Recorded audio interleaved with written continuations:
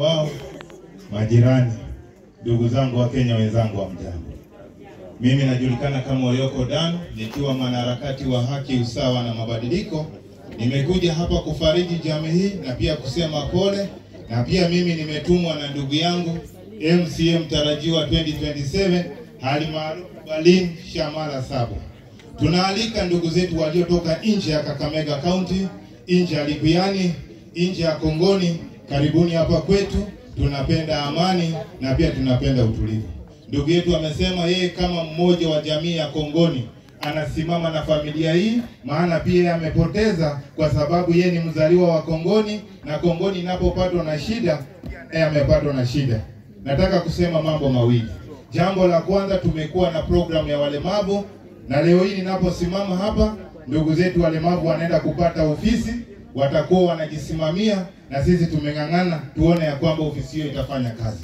Jambo la pili, nimetumwa na pia na ndugu zetu wadogo ambao ni kizazi cha Alpha. Wanasema ya kwamba mashule wanayoketi ndani hayana usalama ya kutosha, maana hakuna kinga ya radi katika mashule hiyo. Jambo la tatu, sisi tunauliza ofisi ya gavana. Leo hii gavana wa Uasin Gishu anaweka stima. Pia sisi hapa kwetu Kongoni Ward tunaomba tuwekewe stima. Na pia tunauliza waziri katika wizara hiyo ya county.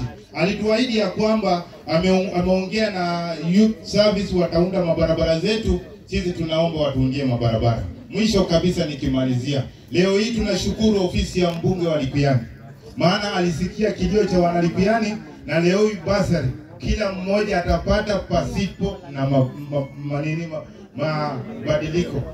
Kama uliapply utapata basari.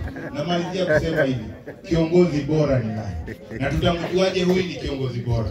Kiongozi bora tutamtambua kwa matendo. Sisi tunaomba mtuombe, safari ambayo tumeianza tutaikamilisha. Tulikuwa na nyinyi wakati wa Harambee, na leo hii ile kidogo tumetoa hapa ni kwa ajili ya sadaka leo. Mungu amani awabariki.